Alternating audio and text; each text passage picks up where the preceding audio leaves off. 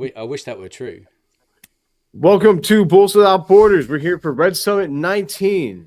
And, man, this is maybe the most, exciting from a breaking news standpoint, I guess, because everybody, welcome to a new era of Bulls basketball without Acme. Those motherfuckers are dead. They're out of here. They're out of our lives forever. And, maybe we can get one more guy to join them too, but we'll talk about it on this episode. But we'll go with our introductions, and first we'll talk about the guest of honor today. And we're going counterclockwise because to right below me, I've got Pads, man. Psycho Pads. He has an awesome Substack at Dunks Talks Ball, talking professional basketball all around the world, or amateur basketball too. NBL, NBA, he's got you covered. It's great stuff. He's a Blazers fan, but for today, he's an honorary Bulls fan too. So, Pads, how you doing today, bro? Oh man, I'm doing good. I've had like 4 hours sleep, so I'm ready to go. It's loads. 4 hours, that's a full night's of sleep for you, Pads. Don't say that like that's something like it is. It's a full night for you. I'm good to go, man. All right, I believe. Then he'll be straight back in bed as soon as we're done. I was gonna say, I know that Pads likes to sleep, man. So I appreciate you making the sacrifice. Early on a Saturday. Okay, that's fair. Saturdays are for sleep. So, then we'll keep riding with Australia. I didn't mention, but yeah, obviously, if you just listen to him talk, Pads out of Australia as well. But then we also have got my good friend Troy, been here since the beginning. Everyone knows Troy. Troy, how you doing today, bro? I'm doing good, Phil. Yeah, it's good to have my mate Pads on now. For those who don't know, me and Pads have actually known each other since we were like high school. So we've known each other for quite some time, unfortunately. But anyway, no, good to talk. Good to be on again, and we'll talk about this. See you later to Acme.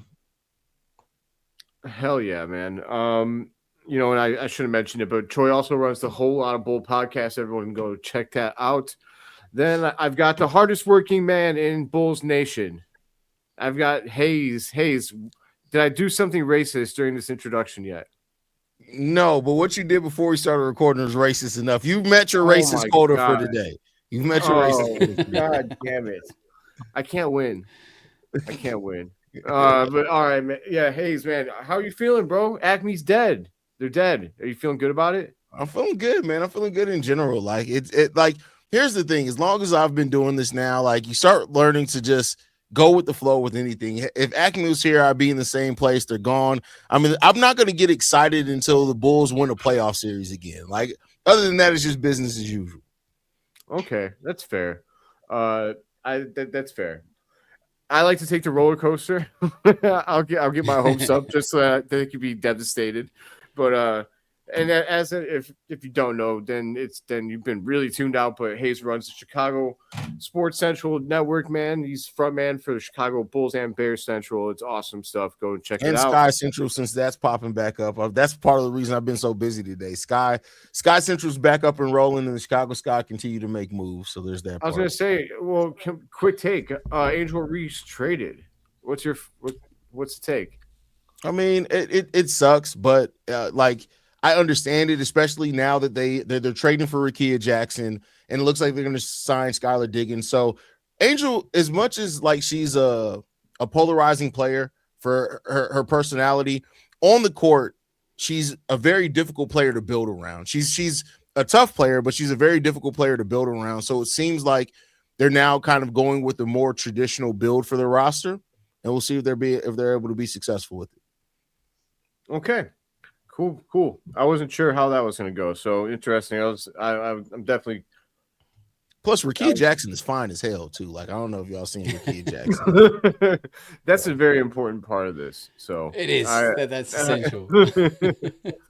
I'm with you, man. So, all right. Then I've got my partner in crime on the Six Banner podcast. We drop it every Wednesday. Check us out. Neil out of Ireland. Neil, man, how are you feeling, man? Acme's gone. Do you feel good?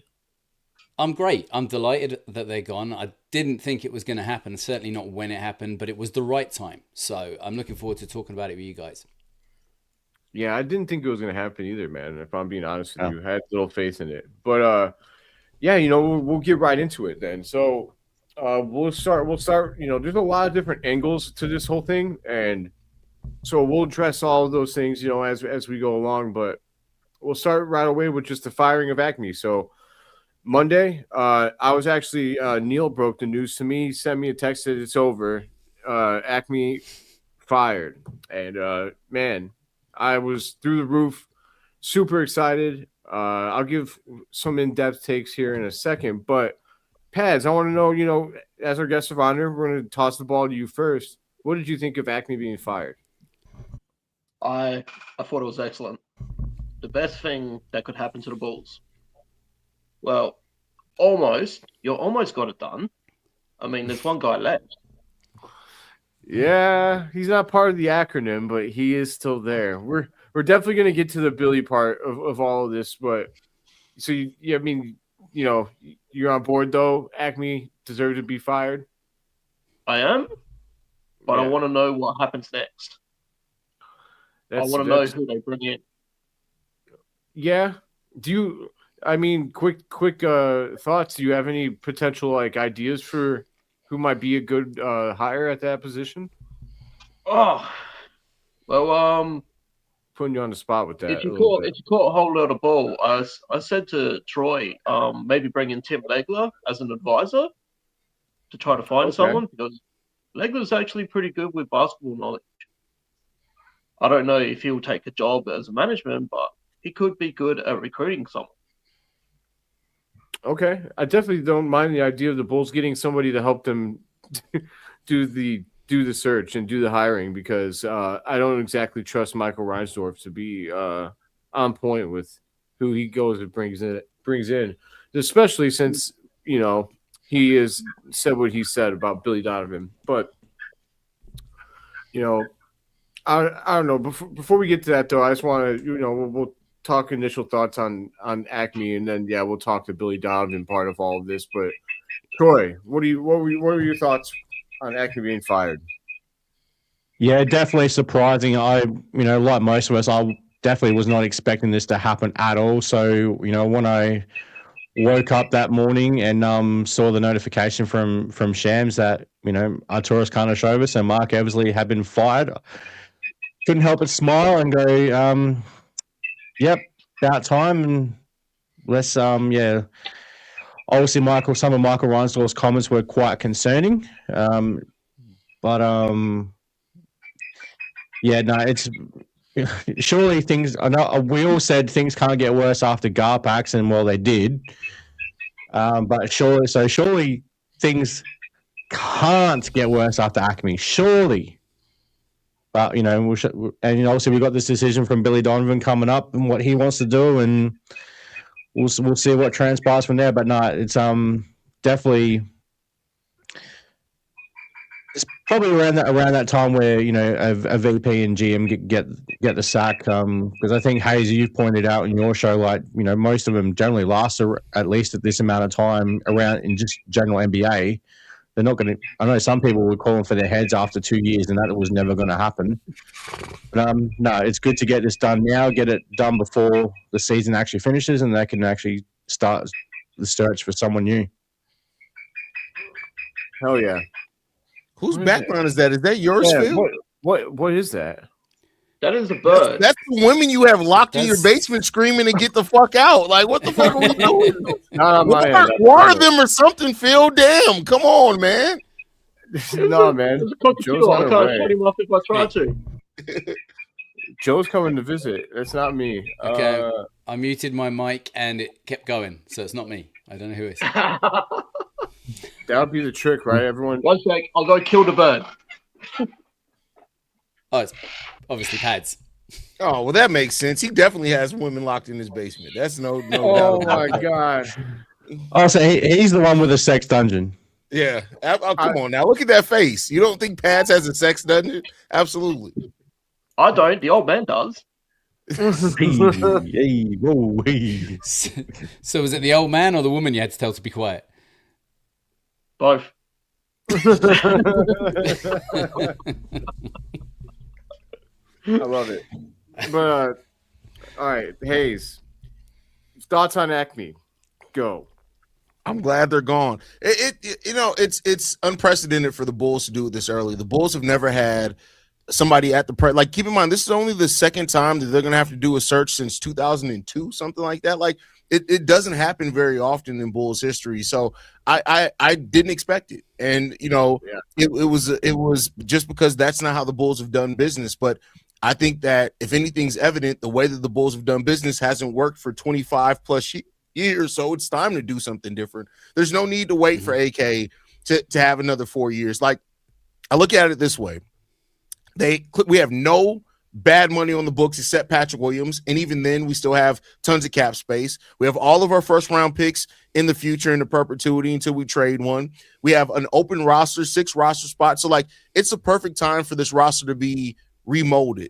And I don't think AK deserves the opportunity to remold this again. Like, I don't think we really realize, because it all happened so quickly.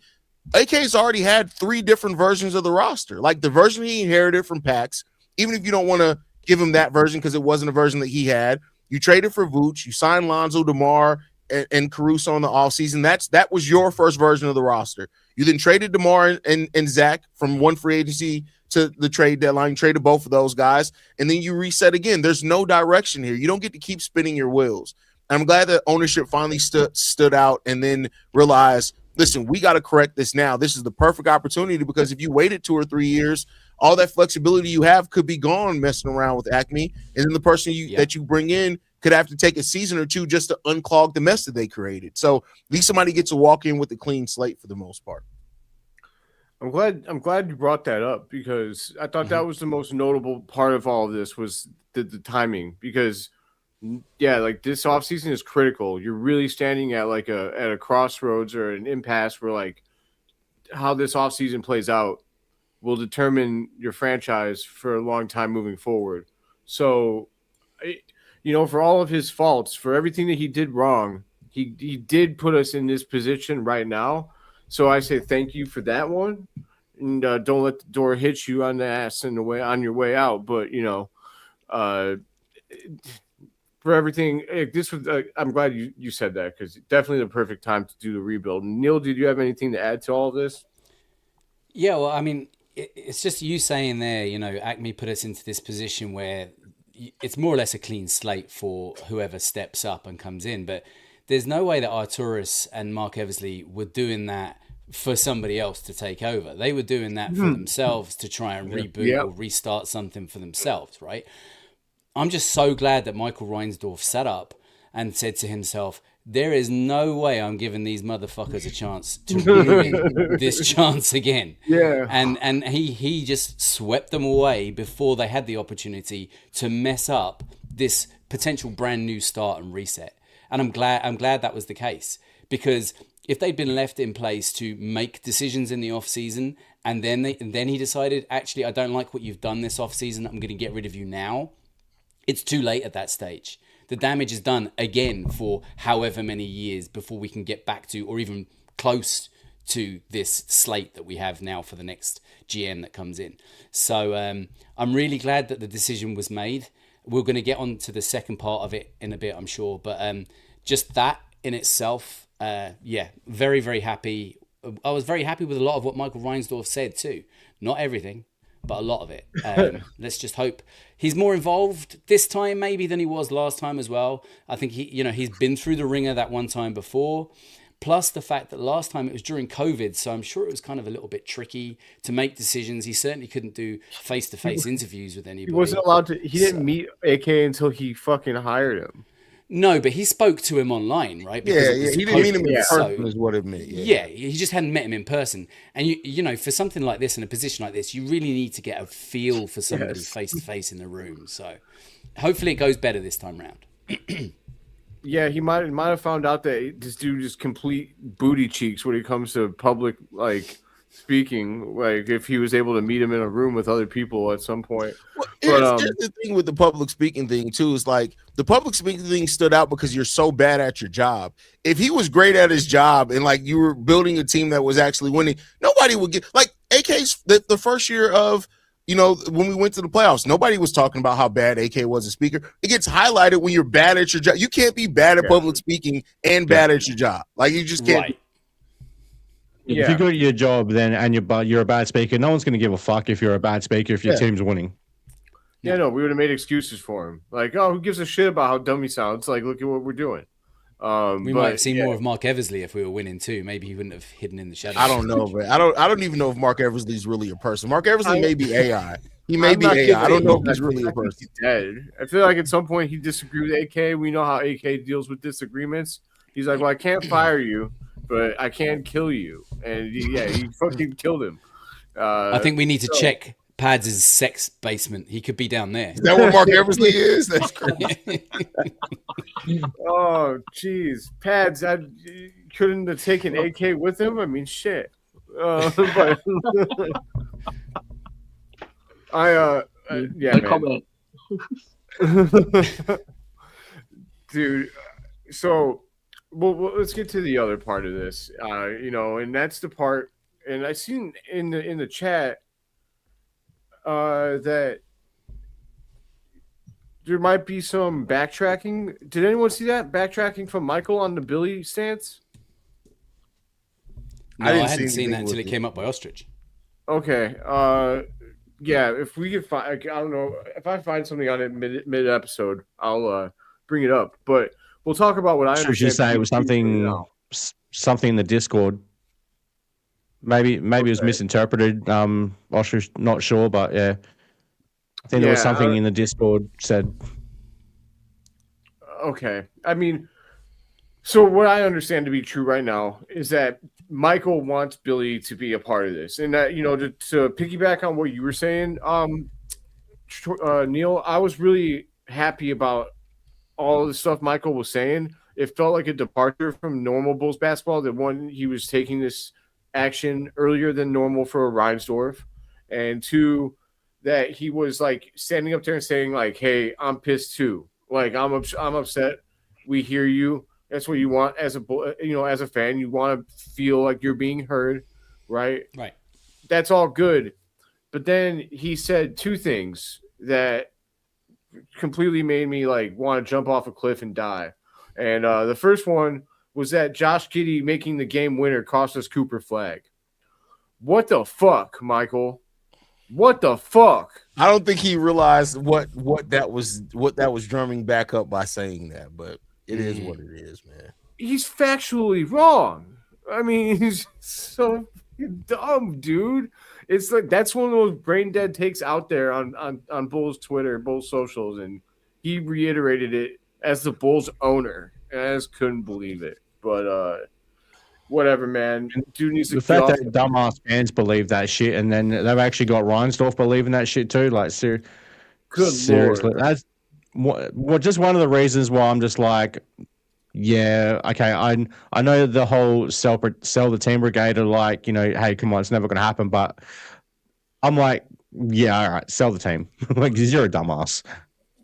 Yeah, dude. Like if you're buying into fucking Bulls X account theories that don't have even a name or a profile picture attached to it because they're too afraid to give their opinions attached to their name. You're buying into the wrong people, buddy. But anyways, we'll talk about his insistence that Billy Donovan be kept on as head coach of the Bulls. His exact quote was, if the prospective candidate doesn't want Billy Donovan to be the coach of the Chicago Bulls, then he's not the right candidate for us. I have thoughts. I'll let you guys go first. Pads, what are your thoughts on that? That is probably the most moronic thing I've ever heard. I know they can't come out and say, hey, we have to keep the bloody coach when the coach has a losing record. It was completely stupidity. The fact that he actually said it makes me worry about the Bulls. Yeah. Hey, your head coach is about to go to federal prison. Pads, don't talk about our head. No.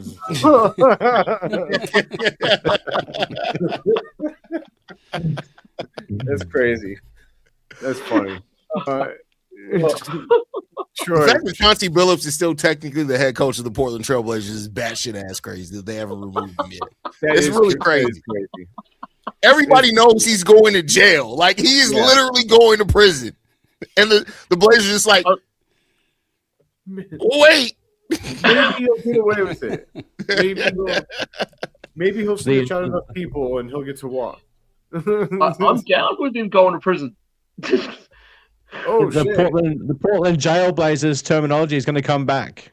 Oh, come on. What Hayes said was funny. What you said is just too low, man. Troy, what are your thoughts on Billy D being a requisite for the new Bulls general manager? Yeah, it is absolutely fucking stupid for an owner to come out and say for a potential new front office candidate that, hey, if you want the job, you've got to keep Billy Donovan as coach. Like, I'm sorry. Now, while he can say, hey, we really like Billy Donovan, we would love to see you keep him on as coach. Like, he did the same thing with fucking Jim Boylan, for Christ's sake. Like, it's all well and good to say, hey, we would like you to consider it. But at the end of the day, you still get to choose. If you want to keep Billy Donovan, great. Like, that's awesome. But like, if you choose to move on from him, hey, that's your decision. You've got to have people. You've got to bring in people that are aligned with your way of thinking, your basketball philosophies. If Billy matches that, cool. Is that Neil? No, that's right. I was just making fun of the philosophies. Hayes, fucking stupid. If you must keep Billy Donovan as the head coach, then we're not going to get the absolute best candidate available for the job, whether that be a Messiah Ujiri or a Bob Myers or was it Matt Lloyd, the guy at Minnesota that has the Chicago ties. It is Matt Lloyd. Yep. Mm-hmm. So if there is that stipulation, then God help the Bulls, because like first mistake that Michael made in that whole thing was saying that John Paxson's going to be part of the decision making on who the new front office is going to be. So that was mistake number one. Then the mistake number two was the Billy Donovan thing, saying that we want to keep him as coach, and basically if you're not aligned with that, then you've got to you're not the man for us. Fucking stupid. Don't hold back, my friend. I love it. Hayes, what you thinking? Here's the thing, right? And this is the way I explained it over on my channel, is that this isn't even about whether Billy Donovan is good or not. Like that's secondary to the problem here. The problem is that if you are saying that you want somebody to come to your team and you trust their vision to change your franchise, you have to trust it completely. Not say like, oh, well, we trust it if you want to keep Billy, because like to Troy's point, like, all right, so somebody has an amazing pitch, and part of that pitch is saying, the thing I'd want to do is I want to change the coach because I want the roster I want to build. I want to have this certain play style. So then everything that you heard in that pitch that you love, now they're not for us. It just doesn't make any sense to put that stipulation when you're trying to find the best person for the job. So it raises the question, are you trying to find the best person for the job? Or are you trying to find the best person for Billy? Those are two very different things. Now, you can still have success. I'm not going to say that you can't have success by finding somebody that you want to work with Billy, because it's a possibility with it. I just don't understand why putting that limitation on it when you're in the spot of being able to have a full reset. You want somebody to come in and you want them to be able to set their vision, and you're already tying their hands by doing that. But to Troy's point, I'm not surprised, because we all knew Jim Boylan was a fucking idiot. But when AK took over, ownership wanted them to keep on Jim Boylan. Now, luckily, AK said no. And hopefully anybody that interviews for this is like, listen, if I want to keep Billy, that needs to be my decision if you want to hire me. Like, if they want to keep him, great. Like, I just think it's such a bad stipulation to put on something where you're trying to finally get you. It's clear that your franchise has been in a hellhole. And you can say it's not all on Billy, but Billy has been part of that. Sometimes you need a complete reset. So it's just really concerning that that's how we're starting off this new era with that stipulation, in my opinion. I agree. Neil, what you got? Do you know what it reminds me of? It's like somebody trying to sell their house, right? And they have this lovely big ass house and they're selling it cheap. And they've got all these people who are interested in buying the house. And they say, there's one stipulation though. My drunk ass granddad is living upstairs and he has to be allowed to stay in the house when you move into your new home. So when you buy the house, you're buying my granddad too. And that's what it reminds me of. It's like this whole like, yeah, you get this whole new toy to play with, a nice clean slate and everything like that, the Chicago Bulls, but you got to hang on to Billy Donovan. It's like I said in my short, you kind of hog tying the whole thing straight away before it even gets off the ground. To put limitations on whoever the next people are that come in and say, look, you can do whatever you want, but you can't fire Billy. I just think it's going to be off-putting, and we need this to be as wider scope and wider search as possible to make sure that using these search engines or whatever it is, search parties to find the next suitors to come in. Search engines? Yeah, search engines. I'm an old man. Phil. Leave me alone. If I use the wrong terminology, that's fine. I'll just get my pension book and hit you over the head with it. But yeah, basically, this needs to be an open house for whoever wants to come in and take over, and there should be no limitations on whatever the next people come in and want to do, because it's going to be off-putting, and we don't want to put anybody off. We want to make sure we get the best candidate, not the right candidate because of Billy, the right candidate for the job going forward. Yes. Yeah, we don't want to put them off. We want to get them off. Right? That's exactly it. Yeah. There you go. Just waiting for Hayes to jump in there and say something about that, but I made a pause-worthy statement. I was waiting. Listen, listen, nothing you can say today is worse than what you said before we even came on the show today. You're in the clear, bro. Like, we're so Hayes. It was a joke, man. All right. My bad. Now I feel guilty. He's not even here. Yeah.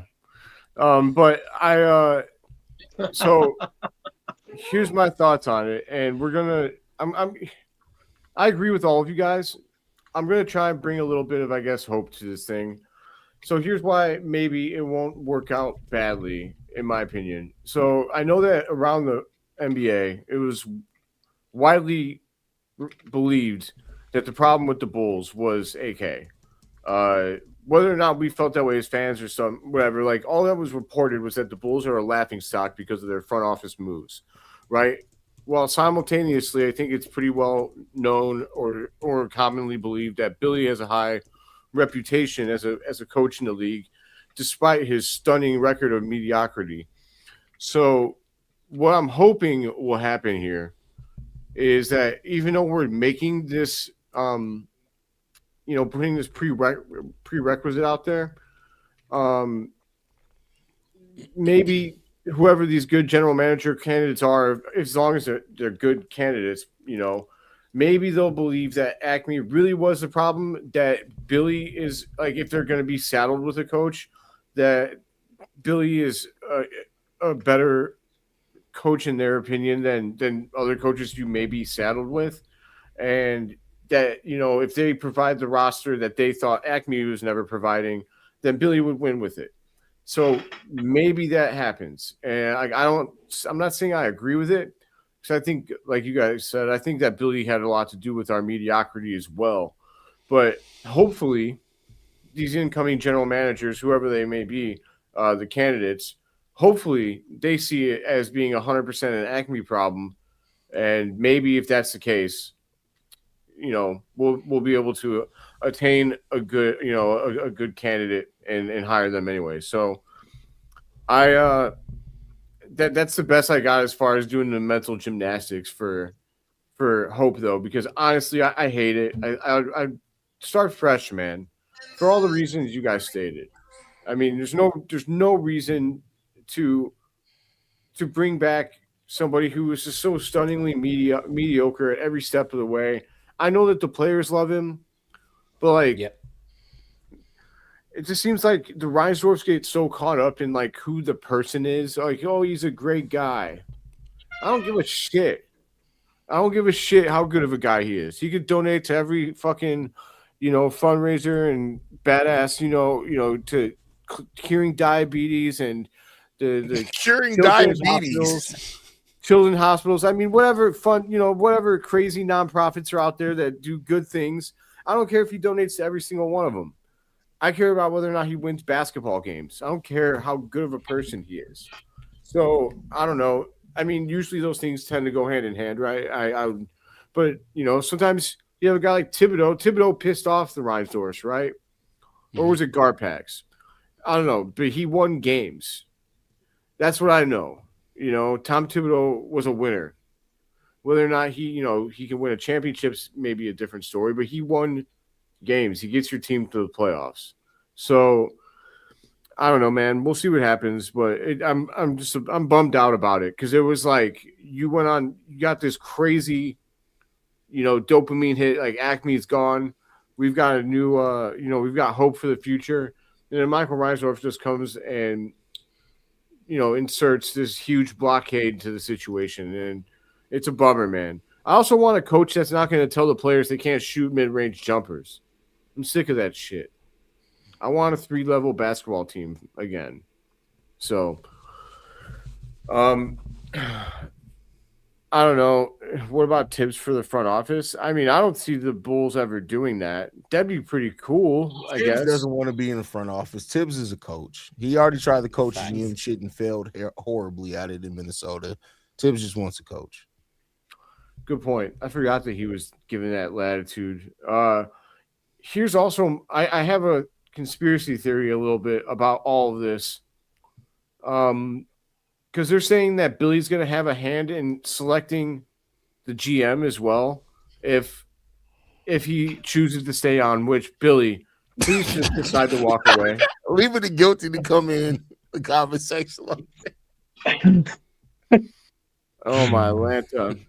I probably got some in the fridge, man. If Did y'all see the picture that I posted of race swap Guilty in whiteface? No. Hold on. Hold, please. Gotta grab it.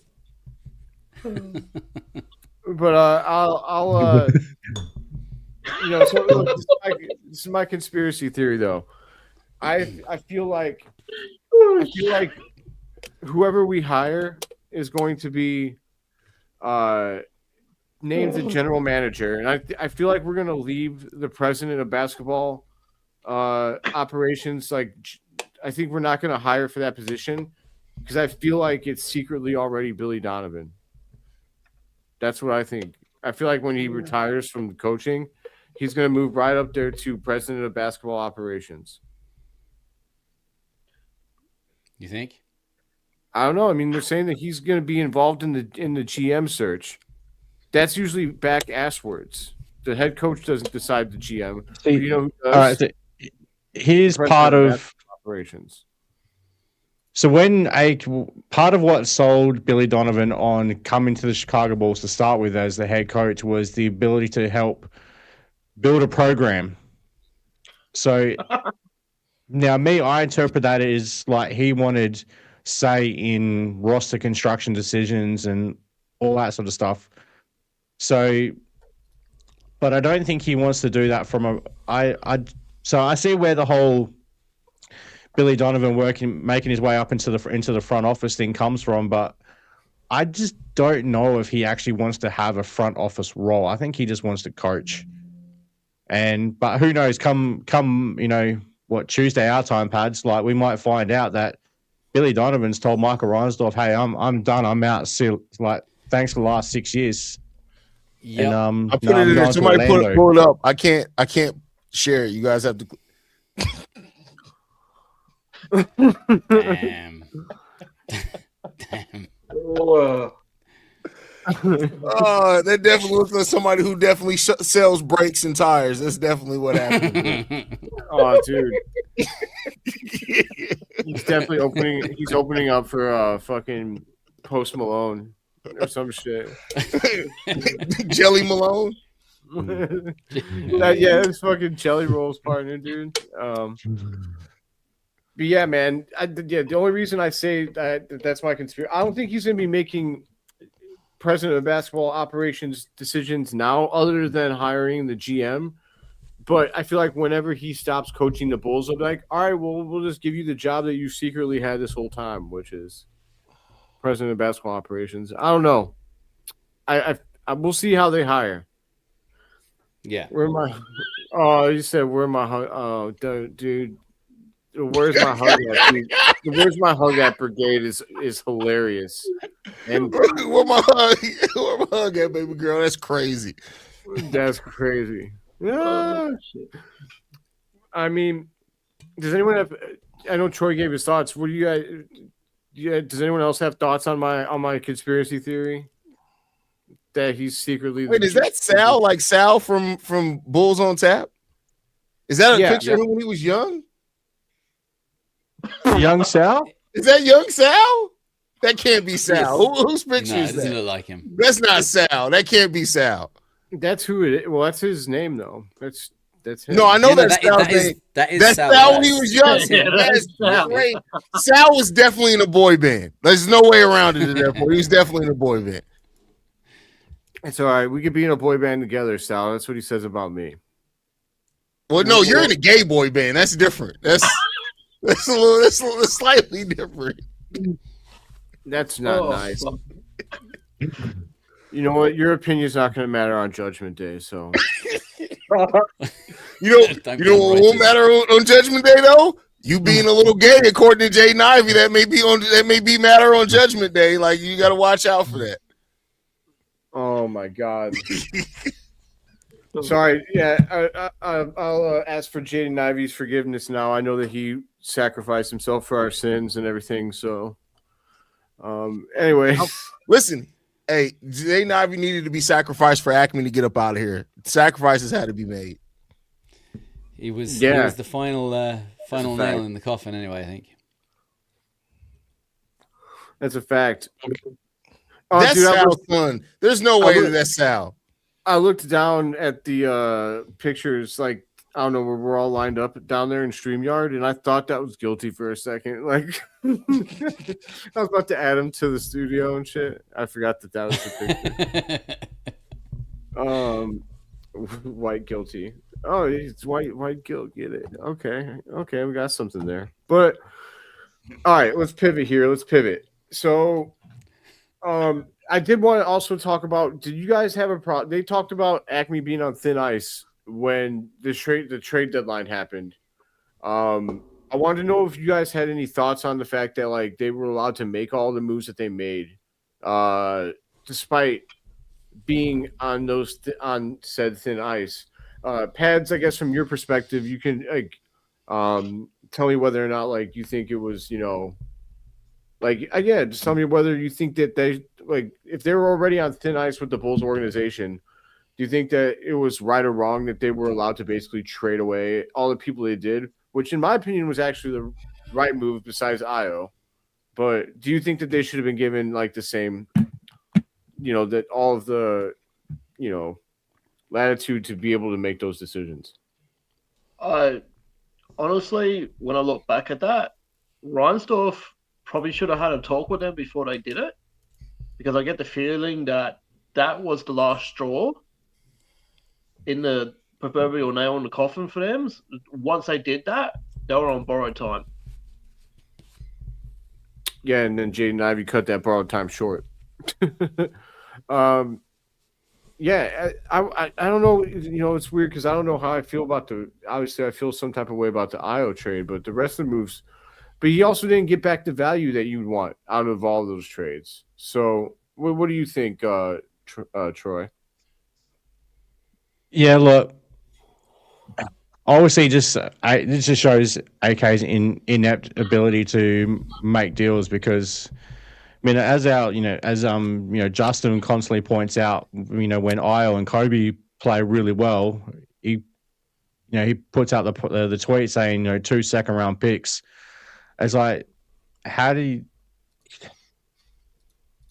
just what the?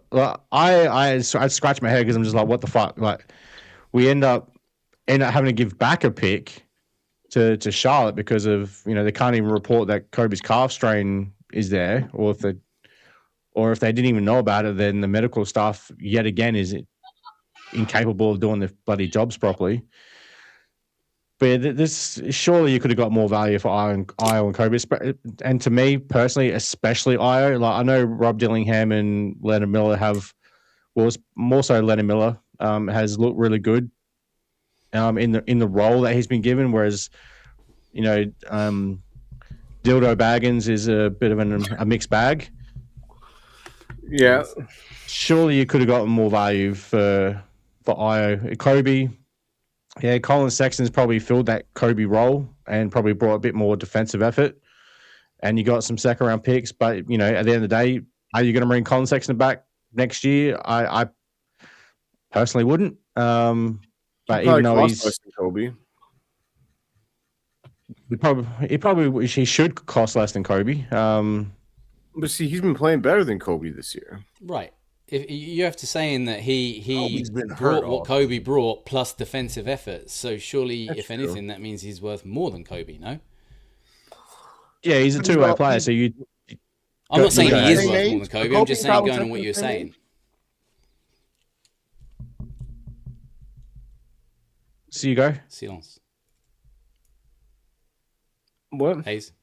Huh? Oh, I was saying, are Colin and Kobe aren't that far apart in age. Was it like a year or two difference between their age? Yeah, I don't think they're too far different in ages. Yeah, I think Colin's what, maybe 27, Kobe's 25, 26. So, but the way I look at it is this: with like as far as the question that Phil asked, as far as like why were they allowed? So I think it's because ownership was fine with it either way. I mean, the way Michael talks, it almost seems like they were almost fine with jettisoning off the roster rather than paying. Like Kobe the 30 million. Io probably got upwards of close to 18 million. So maybe they felt like, not to say they didn't like those guys, but maybe in the sense of, and Michael used this word, we want to win, but we want to do so if it's sustainable. So maybe he felt it like you can build a more sustainable winner without strapping yourself to that financial burden at this point. So maybe they were perfectly fine with it. Yeah, makes sense. Yeah. Creating that clean slate in the salary cap. Yeah, that's it. And like I've got 2 points on it, right?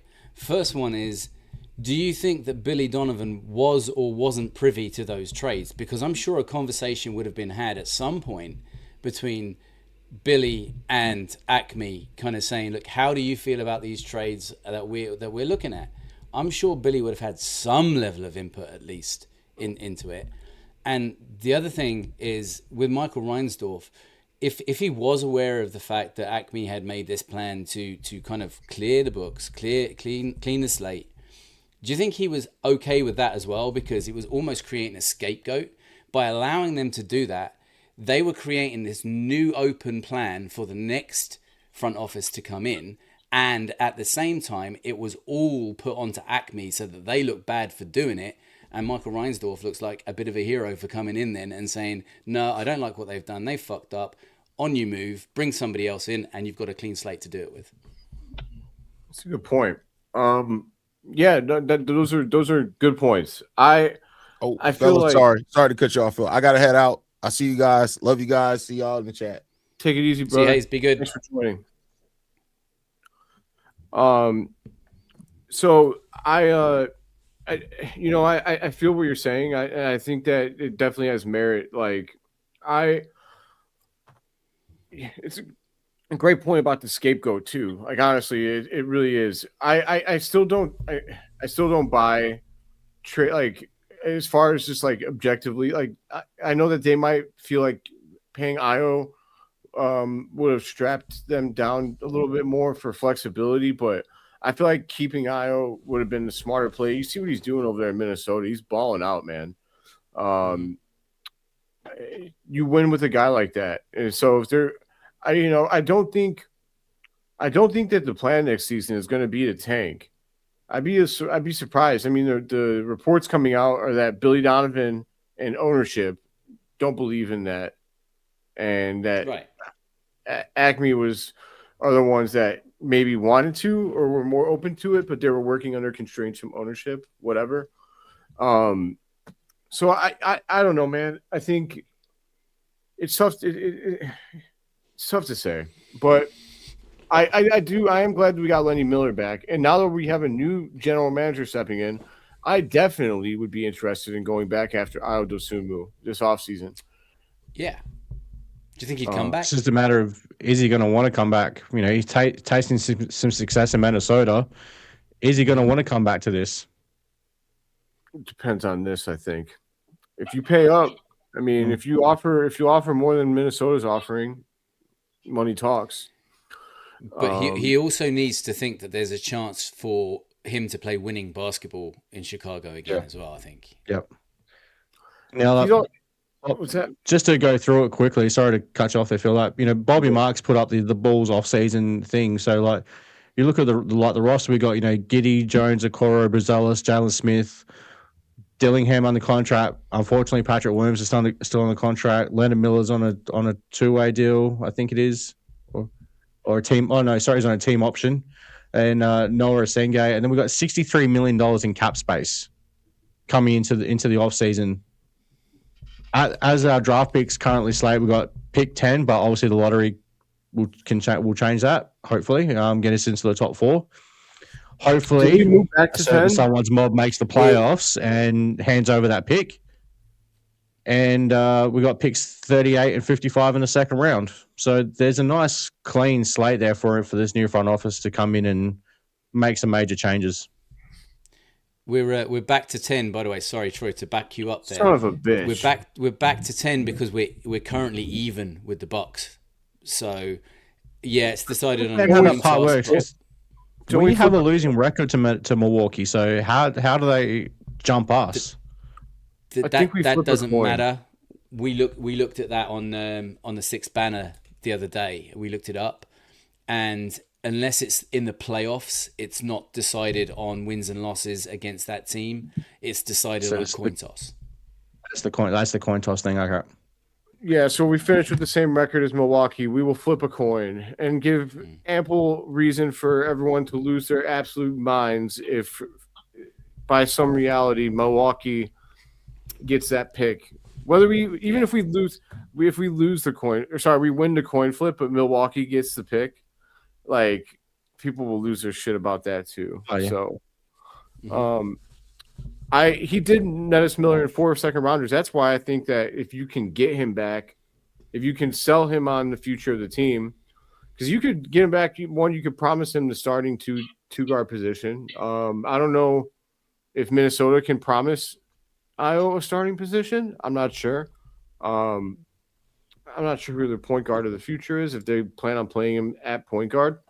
But if you can get him back, it just looks so brilliant because that means you like rented him out and got 4 second rounders and Leonard Miller back. I also want to say real quick, do you guys we'll address V-Dog's question here next. I did want to say, are you guys moved at all by Rob Dillingham and Patrick Williams performing well against the Wizards? Hell no. Okay. Hell no. Yeah, I caught some shit for saying that I wasn't moved by that. No, listen, right? We always get the same thing out of P-Will, right? You get a couple of scrappy games throughout the course of the season, normally at the back end of the season, where, other teams are playing not to their potential, and P-Will suddenly finds that he's got more space on the floor than he normally does and can actually step up to the mark. We always get 1 or 2 of those games every season out of him. We just happen to get back-to-back games out of him this season because it was against the Wizards. Did you watch the games? This Wizards team is a professional losing team. Yeah. It wouldn't have mattered how bad the lineup was from the Chicago Bulls. It wouldn't have mattered how bad the Chicago Bulls played. The Wizards would still have played worse. Yeah. I mean, did you? And that. Go ahead, Troy. To say that first game specifically, like it was like watching and I know Pads will get a chuckle out of this. This is like watching the guys down at Parafield Gardens Rec Center run around because it was fucking absolute garbage. It was like watching well, as you guys would call it, a YMCA game. Yeah. Like it was pure garbage. It's because it is. So I don't know. There was a great article written on ESPN, and I wish I would have gotten the person that wrote it. But it was about tanking in the league, and they did, it's really well written. And it talked about, they did talk to random like executives and players, and got their thoughts. And a couple of the players were named. Like it went over like what tanking has become in the NBA, and like there's teams, the way teams are doing this shit now, they're using their 3 G League or their like two-way positions to sign guys off of the street that wouldn't even be in the G League, that are like basically like, they're having a hard time making the G League. And these tanking teams are going out, signing them, promoting them with their two-way contract to the main roster, playing them like 40 minutes in a game, getting that, like having them play for, like a week, and then releasing them and telling them to thanks for your time. You just helped us lose, and kiss my ass, and just like release them.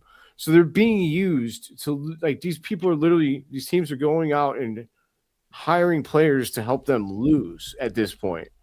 And it's actually fucking nuts. And it makes me so angry. Like, and they talked about players being upset with this because it's messing with their money.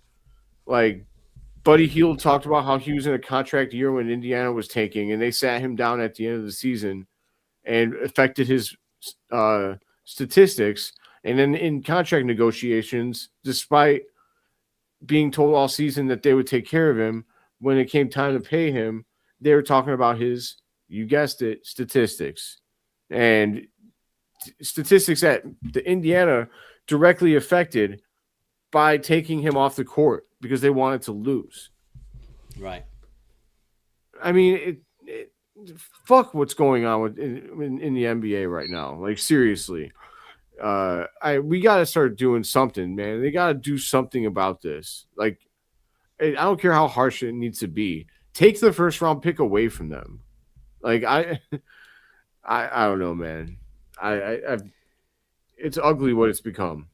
Really ugly. It'll be interesting to see what Adam Silver comes up with, because we all know that they are currently trying to figure out some way of changing the tanking theology, and I think that it's the worst year that the Bulls could be in the position they're in, depending on what way Adam Silver takes and the stance against tanking.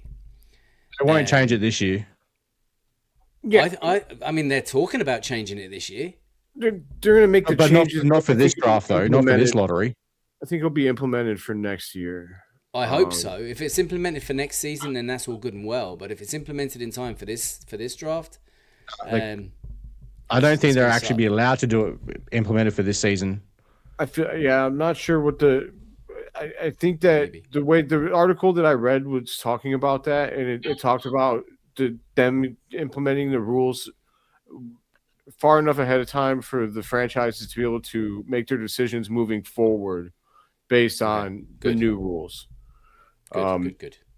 So yeah, I don't know what they're gonna do, but it needs to be significant because, again, the Bulls have been honorably tanking. They've been doing it the right way. Soft tank. I mean, people are. I don't know. There's some people that say like, "Oh yeah," but they're still taking guys off in the fourth.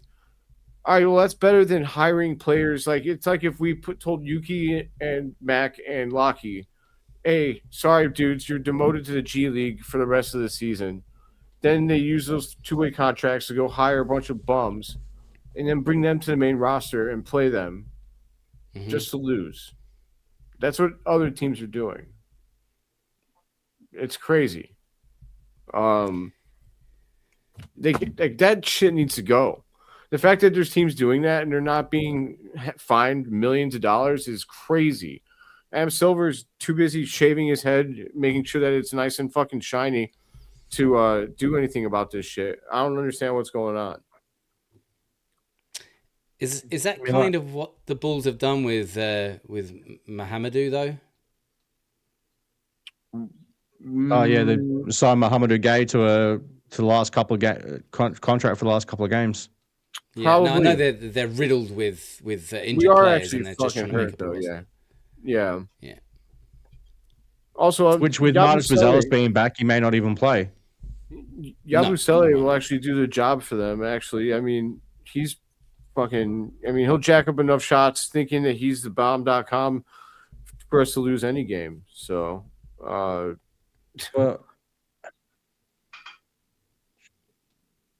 what was that? I thought someone was about to speak. So Giddy. So the latest update on the injury report as well. So obviously, no Giddy. Yabusele's out. Richards, we all know, is out. Smith, we know, is out. Simonson, we know, is out. Okora is a maybe for the Dallas game, but Martis is back. Right, and Good. all the ones that you said were out, they've been signed as out for the remainder for the last 2 games. Well, Okora is a maybe. Yeah, apart from Okora. But yeah, Giddy, Yabusele, Richards, Smith, Simons, they will not play. They're done for the season. They're done. They're done. That's a shame about Giddy. It's a shame about Giddy. So he's not going to finish with 70% of his games played, so now when you go to NBA.com and you look at assist leaders, he's not on the list because he didn't play enough games. And that's a damn shame because he's in third in the NBA. But all right, let's see. V-Dog had something up here. Who are some coaching candidates that you guys are intrigued with? Casey Johnson mentioned on his pod that even though Michael was emphatic about Billy coming back, he said it's Billy's choice in the end. That's why I'm very much hoping. That's why my sub headline is "Let us be free, Billy. Let us be free."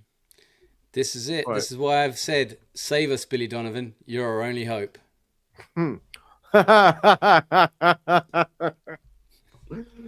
Oh my God. Jaden Ivey approves this message.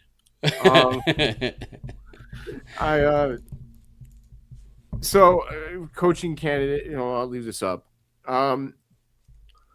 Coaching candidates that we're intrigued by. So there's a few. I know that Sam Cassell was someone that's been floated out there. I always like former players being potential coaches, especially when they were like, guards or like point guards. I think Sam is a shooting guard or a point guard. I can't remember. Shooting guard.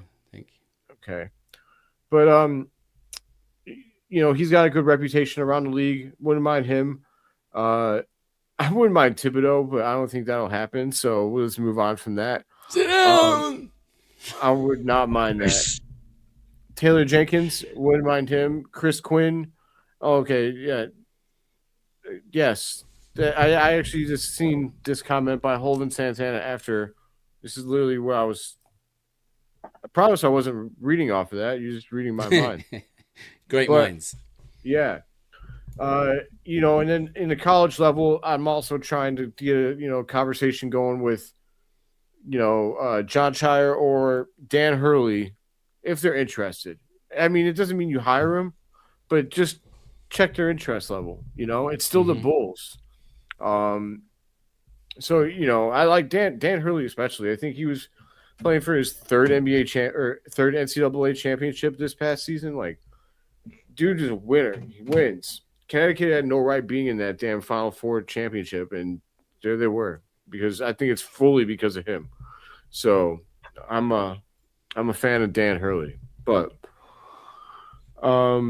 any of those candidates are good. I just don't want to bring in some retreat, like some Doc Rivers type, some guy that's been around the league and is more used up than a $10 hooker. Like, I'm good, man. Did you know right there was a man? Look, I got a championship because I'm from Chicago. That was my bad. That was my terrible Doc Rivers impersonation. That was spot on, dude. I thought we were listening to a Doc Rivers clip, man. Yeah, no, I don't think Dan Hurley's going to leave UConn, but you could still talk to him about it. At some point, Is there anyone? Sorry, Pads. Do you reckon there's anyone that you think the Bulls should look at? Yeah, well, yeah. Phil's going to hate me right now because the only coach I can think of that would help grow the team is Mike Boldenhauser. Boldenhauser. I don't hate it. He did win a championship with Milwaukee, right? Yeah, he did. And then they shit on him. Yeah, I don't hate the choice. If you're gonna do a guy that's been in the league and like has been there and done that, I prefer if they at least had a championship to their name, or at least were like consistent winners. But I really like. I'm really interested in Chris Quinn. If for no other reason than I feel Spo is the best coach in the league by a large margin, and anyone that's been in his learning tree, I'm interested in. I want to know if you've learned, the ways of the Force from the Jedi Master. So I'm all about it. But Budenholzer, I don't hate you for that, Pads. We're good. Did you guys big game for Portland? Sorry, I was probably a bit sidetracking on this one from the coach's search, but a big game for Portland today in the lottery standings, playing the Clippers. Yeah, they need to get their shit together. What's going on, Pads? I'm not mad. I'm just disappointed. They had a howler the other day. It was a horrible game. It was bad, but they've had Clippers number, so I'm not worried about this game today. Okay, well, you should be. Think of your Bulls friends. Yeah, he says they're going to get the win. If we don't make the playoffs, we have a pick. Okay, that's the problem here, Paz. Yeah. We don't want you to have a pick because you're supposed to hand it to us. Yeah. You've held on to it as long as it is. Too long as it is. You're trying to give us that second rounder, and I'm not okay with it. I know, because if you guys keep making or keep missing the playoffs, I can't remember what year it is. I think it's 2028. It reverts to a second rounder. I think that's when it is. 28. Yeah. Which would be bullshit.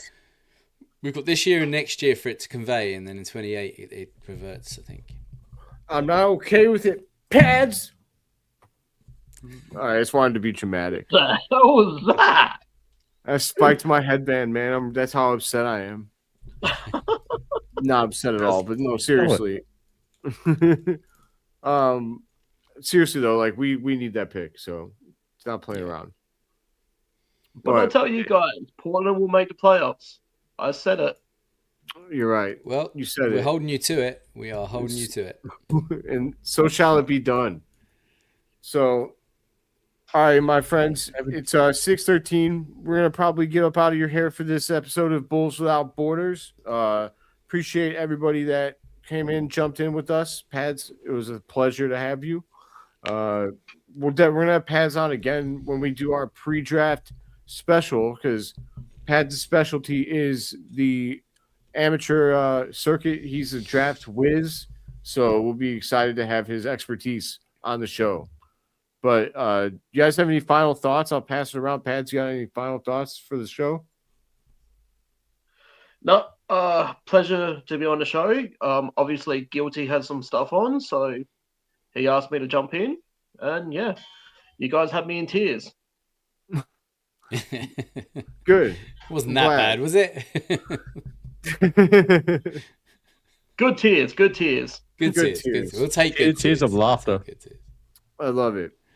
Troy, any final words? No, just going to get ready to watch this game against Orlando and enjoy the weekend, and yeah, who knows, might even be at the footy tomorrow night. We'll see what happens. So, the entire AFL is in Adelaide or in South Australia, so get to see some beautiful parts of SA like the Barossa Valley. if you guys want to tune into the AFL, you get to see some parts of our beautiful state. And me and Pads are very proud South Australians. So, if you get to check it out from wherever you are around the world, please do so. Sounds good. Love it. Neil? Like and subscribe. Nick Brick! Yes, just I'm really, really hoping that Billy Donovan does us a good turn on Monday and makes the correct decision to walk away. I will be hoping, with all hope, that Billy knows it's time himself to make that decision to walk away. So I can't remember who it was who said it, but somebody said that, and it was from someone from OKC. It was a beat writer for OKC. I can't remember his name. I do apologize, but he said that what Billy has said leading up to the end of this season was exactly, almost verbatim, what he said right before deciding it was time to walk away from OKC. Oh, and just quickly on the OKC thing, like, hey, Michael Reinsdorf, if you love Sam Presti so much and you want to emulate the Oklahoma City Thunder, then get on the fucking phone and call Sam Presti. At least make the call. He'll probably he probably may not answer, but at least make the call. Yeah, and at least with using the search firm, I think things like that aren't going to slip through the grate. I think everything is going to be covered by using a search firm as opposed to Michael just doing it himself. Love that. Yeah, my final thoughts. I'm going to keep it short, sweet. Fuck you, Artūras, Karnišovas, and Marc Eversley. Fuck both of you. Get off of my team. Fuck you, fuck you, fuck you, and a fuck you. Billy, I'm not going to say fuck you because you could do the right thing here, and let us flourish. Let us be free. Let us start fresh. Billy, Angel Billy, but hopefully Billy will bless us. He'll hopefully chew lots of bubble gum on it. Billy, really think about it, and do the right thing for the Bulls, which is to leave us alone. Let us go get a fresh start. So, yes, please, Billy, please. If you don't do that, I will add you to the fuck you list. But all right, Billy, you can suck my dick. What's this? What do you guys think of Bobby Marks? He seemed intrigued during his off-season report of the Bulls. I don't think he's interested in being in the front office again. I think he's enjoying what he's doing with ESPN. Wouldn't be against it. I heard his name come up there earlier on today as well as a possible candidate. I don't know. It just seems like a strange thing to do, to make that step away only to come back again so soon. But I don't know. Maybe. The Bulls are a legacy job, though, man. Like that is true. That is true. That's what we have. Going. The Chicago freaking Bulls. You win here, you're a legend. You'll never buy a freaking meal in the city again. No one will let you pay. So Hayes is not even buying meals in the city of Chicago anymore. That's how much he's made it. Who? Yeah. Hayes. Is he getting free shit all the time? I didn't know that. I don't know if he's getting it all the time, but he said in the Discord earlier, like not long after Chicago Bull Central blew up and he had his pops out for dinner in Chicago, he got a free meal because they recognized him. See, that's the Chicago way. We love our people. So, yeah, we'll see what happens, man. I just really hope that people will find this job to be as good of a job as I feel like it is. So, yeah. But all right, my friends. Until next time, everybody in the chat, thank you for joining us, and go Bulls. I guess I don't know. I guess we really want a loss here tonight, but we'll see what happens. I think Orlando's going to smoke us, so we'll see. But let's hope so. Can subscribe. I never say that. Like and subscribe, or Nick Brick will show up at your house and eat everything in your cabinets. Nick knows where you live. Doesn't matter where in the world you are. Nick Brick knows where you are. He will find a particular set of skills. Makes him a nightmare for other Bulls fans. All right, guys, take it easy. Have a good night. See red, baby. 5 continents. Sorry, I always fuck that up at the beginning. 5 hosts, 3 continents. One love, the Chicago Bulls. Peace out, y'all.